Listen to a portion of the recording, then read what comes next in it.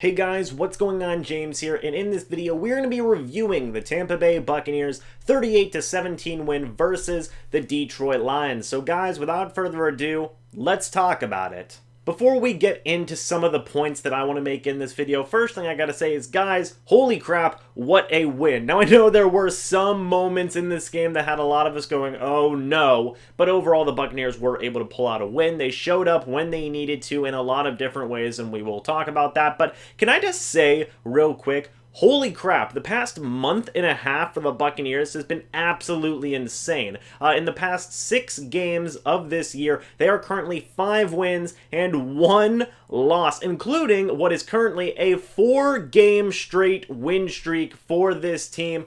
Holy crap, that's insane. And I know everybody's going to point to stuff like, oh, what if we would have won the Giants game? And oh, what if we would have won the Seahawks game? And oh, what if we would have won the Tennessee Titans game? I get that, guys. I do. It's unfortunate that all of those games did not go our way. But I will say this, it's just awesome to see us winning again in such a consistent fashion, okay? This team is improving every single week, it seems, and we are actually starting to see some actual growth from this team again that we really haven't seen in the last 2 years. So awesome to see. Love it, love it, love it. Cannot say that enough. But anyway, let's start getting into some of the points I want to make here. Let's start off by talking about some of the bad. The first thing I do want to point out, Josh Wells. Now listen, okay, Josh Wells did not have the absolute worst game in the world. I do want to point out, however, is that he got beat really bad a couple of times in this game, and it was not good. Now, Donovan Smith was out for this game, so of course the Detroit Lions thought, maybe we'll put our best pass rusher up against their backup left tackle, and you know what? It worked a whole heck of a lot in this game, to the point where even the Buccaneers had to use O.J. Howard to help out Josh Wells in certain situations for pass blocking and whatnot, and those situations worked out fine, but in certain plays, I believe I saw it maybe 3 or 4 times, and it was just Josh Wells versus Trey Flowers. Ooh, that was not a fun time at all. Now, I get it. It is Trey Flowers. He's one of the better pass rushers in the NFL, but really makes you miss Donovan Smith. Again, I said this last week, and I'll say it again this week. I crap on Donovan Smith a lot. I still think he's inconsistent, and I still think that, certain things could be improved in Donovan Smith's game. But I'll say it, I've said it before, I'll say it again. Whole heck of a lot better than Josh Wells. But the next point I want to make here is the punt returning. The punt returning was not very good. Justin Watson was the punt returner in this game, and he didn't do a very good job in my opinion. Now, he wasn't like terrible. He wasn't like Bobo Wilson levels of bad, but he did have one really confusing play where he basically just fell before he tried to touch the ball, and it almost resulted in a really, really unfortunate play for the Tampa Bay Buccaneers, but thankfully Jamel Dean, with his insane amount of speed, was able to recover and help out that play, end in favor for the Tampa Bay Buccaneers. But because of that, they still ended up on their own 1-yard line, and it wasn't a good look at all. So the punt returning, yeah, I kind of miss TJ Logan. Next few things I want to talk about, the run game. The run game was not good in this game. Now, in the reactions live stream, a lot of people were saying to me that the Detroit Lions had one of the worst run defenses in the NFL, and I believe that 100%, but you wouldn't have been able to tell based on this game with the Buccaneers running backs, and I blame both the run blocking and, essentially the running backs themselves in this scenario. So, the run blocking was atrocious. It was just really, really bad. The Buccaneers offensive line was getting no push in the run game. It was just pathetic, really. It did not help out anything, really. And then the running backs themselves weren't productive either. They finished the game, both Peyton Barber and Ronald Jones, with 21 carries combined and 40 yards combined. Ooh, that's not good, is it? So, yeah, I really hope they improve. Otherwise, I'm going to start asking questions of not just about the run blocking, but the running backs in general. These guys have got to improve, and I know, I've heard the quotes from, the coaching staff and whatnot saying that the running game is efficient, and I will say they do get first downs when they need to, but man, I would just like to see more big yardage plays from our running game especially. Finally, the last 3 things I want to talk about, that third quarter was not good at all. It just seemed like the entire team was just falling apart. The offense was stalling. The defense was giving up a lot of big chunk yardage plays. It was not good. Cannot say that enough. That third quarter was not good, but they were able to rebound from that. Also, penalties. The Buccaneers had 9 in this game. Usually, like I said, you want to get around 5, 6, 7 penalties in a game. They were a little bit above that average, but It's not the worst I've ever seen them do. And then finally, the last thing I want to mention was the Jameis Winston interception in the first quarter on the first drive of the game. Now, before everybody freaks out and calls me a Jameis hater, I'm not specifically hating this because I've said it before and I'll say it again. I don't mind if there's like, one offensive turnover in a game, okay? That's not a big deal. A lot of teams, and I mean a lot of teams, almost every team in the NFL has at least one offensive turnover per game. But this is a really interesting thing for me, okay? And this is the 4th or 5th time that Jameis Winston has thrown an interception on the first drive in a game this year. And it seems like whenever I, thought about the plays that Jameis Winston has thrown that interception, it seems like it's almost been the same exact play almost every single time. And I've talked to a lot of people about this, and I want to get your guys' thoughts in the comment section below. Again, this isn't hate. I genuinely want to get your guys' thoughts on this. You guys know how, the coaching staffs for NFL teams, they usually say, okay, we've got 14 plays that we're going to run on offense to start this game, and that's how we're going to do it. Do you think defenses had just figured out the Buccaneers, first set of play calls to start off the game? Byron Leftwich's, initial set of play calls to get the offense into a groove and into a motion? Do you think the defenses have just figured that out? Let me know what you guys think the theory is for this down in the comment section below, or what your own personal theories are, I guess I should say. Because again, not hating, it's fine, but it is weird that this has happened, 5 times this year, and it seems like it's almost the same exact play every single time. It's always a linebacker, and they're always doing the same kind of thing to throw Jameis Winston off. So is this a fault of Byron Leftwich and his set play calls that he has to get the offense in motion, or is it something else? Leave your theories about it down in the comment section below. I would love to hear what you guys have to say about this because it's really puzzling to me. Again, not hating on Jameis Winston, not hating on it, but it's just weird nonetheless. Speaking of Jameis Winston, we can now get into the good of this game, and geez, Jameis Winston had a really good game. I ran a poll after the game talking about who you guys thought was the player of the game, and I believe 60% of you guys said Jameis Winston, and another 38% of you guys said another player who I will mention here in a second, but Jameis Winston, 28 of 42 passing, 458 yards, 4 touchdowns, and 1 interception. Not a bad day at all. He is the first quarterback in NFL history, I believe, to have back-to-back games with 450 passing yards. Good Lord, that's pretty darn impressive, and I believe he now leads the NFL in passing yards. I know the Cowboys are absolutely killing the Rams right now, so that could change. Dak could have taken that title back from Jameis Winston, but as of the end of the Buccaneers game, Jameis Winston was leading the NFL in passing yards, so will he stay with that? Will he maintain that? We will have to wait and see, and then also he gained a lot of ground on Lamar Jackson for leading the league in passing touchdowns, which again is really pretty darn good in my opinion. So Jameis Winston, he's thrown for a lot of yards, he's thrown for a lot of touchdowns, he's throwing for a lot of interceptions, he's doing it all, baby. It's very interesting. It's very, unorthodox, to put it in a word. And yeah, Jameis Winston, though, had a really, really good game today, and shout out to him because he really went out there and did the work that he needed to do and really just helped out the offense be great, regardless of him having a broken thumb. I know somebody pointed that out to me in the last video and said you didn't even mention Jameis Winston's broken thumb. Well, yes, he played through his broken thumb, a hairline fracture in his throwing hand's thumb, and he played through that. He played through not having Mike Evans. He played through not having Chris Godwin, who sustained an injury in this game. We will talk about that in a little bit. And Jameis really did some good work with not just an injury to himself, but also being limited with not just his pass, playmakers and the wide receiving core, but also he was missing his starting left tackle. So yeah, Jameis overcame a lot today and put out a really, really awesome game. Next guy, I want to talk about Breshad Perriman.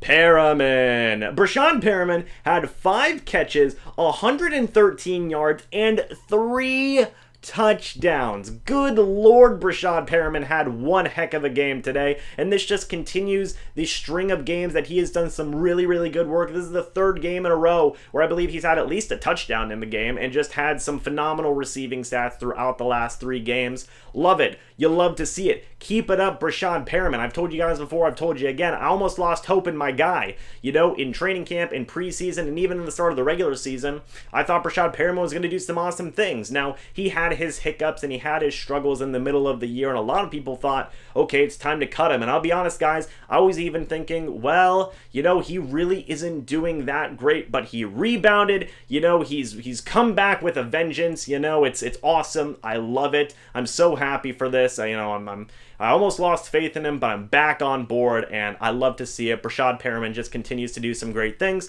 and I really hope the Buccaneers re-sign him for the upcoming year. Another guy I want to talk about, Chris Godwin, who finished the game with 5 receptions and 121 receiving yards. Now, he did sustain a hamstring injury in this game, much like to what Mike Evans sustained last week, and Bruce Arians called it not good. And honestly, guys, I'm going to be very completely honest with you. I don't think Chris Godwin is going to play another game for the Buccaneers this year, and I know there's only 2 games left, but still. And you could also make the same case for Mike Evans. So the Buccaneers are really, really depleted right now in terms of their wide receiver core. You know, Chris Godwin's out. Mike Evans is out. Scotty Miller also sustained an injury in this game. So, yeah, really, really, really depleted at the wide receiver core right now. I mean, it'll mean more opportunities for guys like Breshad Perriman and Justin Watson, but yeah, you hate to see it. Chris Godwin, Mike Evans, Scotty Miller, hope you guys all get well soon. Let's talk about Scotty Miller real quick. 3 receptions, 49 yards, and a touchdown. That was awesome, but he also sustained a hamstring injury in this game. Geez, give me a break. You know what I mean? Chris Godwin had a great game too. He sustained a hamstring injury. Mike Evans was looking to have a good game last week. He sustained a hamstring injury. Scotty Miller was looking to have a good game this week. He re-aggravated his hamstring. I don't know what's going on, but the Buccaneers are going to probably have to sign maybe 2 wide receivers to this team just to have enough guys for the next 2 games. It's crazy. It's weird. I don't get what's going on. Bruce Arians said he is going to talk to his sports science staff and try and figure out why all these hamstring injuries are happening.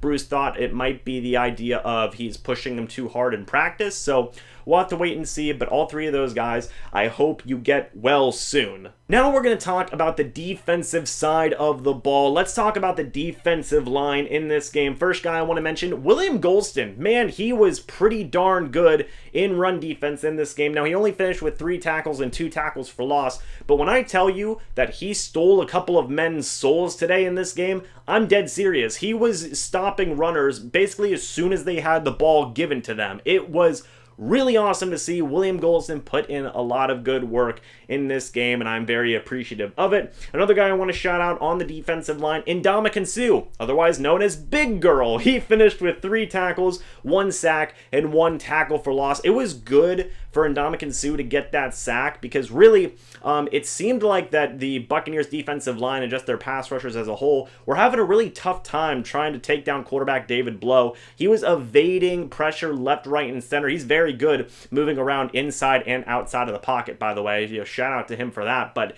Ndamukong Suh was the first guy to go, hey, come here, we're getting you today. And that really set the tone for the pass rush moving forward with the remainder of the game, and I absolutely love to see that. Vita Vea did some nice things today as well. Fufu was really good in stopping the run and helping out with the pass rush and things along those lines. So yeah, the defensive line did a pretty good job, and they just continued their dominance of run defense that they have had throughout the entire year.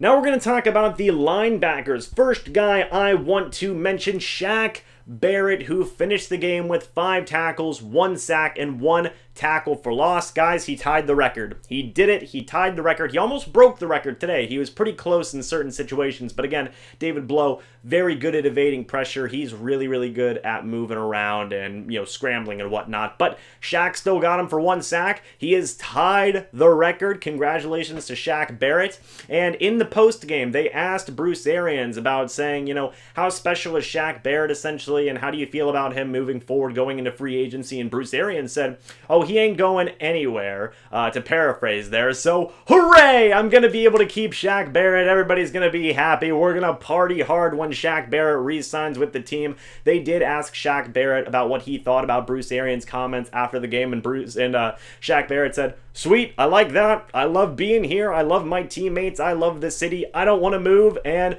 sounds good to me, to paraphrase again. So, awesome. Seems like Shaq Barrett's going to be staying with the Buccaneers on some type of multi-year contract. Beautiful. You love to see it. Shaq Barrett, again, congratulations on breaking the streak, man. That is so freaking awesome. Or breaking the record, I guess I should say. Congratulations on tying the record. You will eventually break it. Awesome. I am so happy and proud of you. You deserve it. Next guy I want to talk about, Lavonte David, who finished the game with 8 tackles, 2 tackles for loss, 1 pass deflection, and 1 forced fumble. A typical Lavonte David game. He's all over the field. He is so freaking good. I can't say it enough how good Lavonte David is. He continues to be just dominant. If he doesn't go to the Pro Bowl, that'll be a darn shame, but at this point, I guess it wouldn't surprise me considering the disrespect that Lavonte David has been given over the years. It will be what it is. I mean, we all know how great Lavonte David is, and, I guess that is enough for me, at least, since we know how great he is. Who cares what the national people think? But yeah, I would like to see him go to the Pro Bowl. We'll have to wait and see on that. And then also, Devin White finished the game with 3 tackles and 1 fumble recovery. He recovered the fumble that Lavonte David forced. Shout out to him. He was playing through an illness in this game. Again, he needs to start taking some of that emergency. But overall, he did his role. He was obviously in a limited capacity. He was feeling sick. He was not feeling good. So shout out to him to just going out there and playing in general. Guys, the last couple of guys that I want to talk about are in the secondary. First guy, Andrew Adams, finished this game with 1 tackle, 1 pass deflection, and 1 interception. Not a crazy stat line, but still good that he got the interception. He really helped set the tone for the secondary. He was the first guy to get an interception off of David Blow, and after that, really, the secondary kind of came alive and became sharks in blood-infested water, essentially, and was like, okay, let's go. We're ready to go. We're hungry. Let's get some turnovers. So, shout out to Andrew Adams for setting the tone for that. I also want to say shout out to Jordan Whitehead, who, his stats don't necessarily look great on paper. 1 tackle for loss, and 1 pass deflection, but he was everywhere today. He was, doing some work in the run game. He was doing a lot of work in rushing the passer to the point where everybody was saying, hey, Jordan Whitehead would make a pretty good linebacker, and they may explore that possibility somewhere down the line, but yeah, his numbers weren't necessarily, amazing on paper, but he was all over the field today, so shout out to him for that. And then finally, the last guy I want to mention is Sean Murphy-Bunting, who finished this game with 8 tackles, 1 interception, and 1 touchdown. It was a 70-yard pick 6. That's great. That's awesome. Again, Andrew Adams set the tone. Sean Murphy-Bunting essentially saved the game. It seemed like the Detroit Lions, they were starting to gain back momentum. It was 24-17 at the time. They were in the Buccaneers side of the field. David Blow threw a pass. It was intercepted by Sean Murphy-Bunting. He returned it all the way down for the touchdown, and that was just it. That was the dagger, that was the curtain, that was, okay, Lions, you were gaining some momentum in the 3rd quarter and, mostly halfway through the 4th quarter, but boom, you're done, you're out, see you later. And that was awesome to see. Sean Murphy-Bunting just killed him dead with the dagger, and you love to see that. So, yeah, overall, great game by this team, by the entire team as a whole. Pretty darn good game, minus a wonky 3rd quarter and some other small stuff in between. But guys, that's it for this video. Let me know what you think about all of this down in the comments section below that I've talked about. And thank you so much for, being with me throughout this whole season. I don't know if I'm going to be able to get the live stream reactions out for the next 2 games because I might be going to those 2 games, but I will most definitely have reviews for you guys for those upcoming games. And geez, what a weird season it's been. Like, if I told you back when the Buccaneers were, I believe, 2-6, or I believe it was 2-6. If I told you that they were going to be 7-7 going into the last 2 games of the year, would you have believed me? I wouldn't have believed myself. I would have called myself crazy, but here we are right now.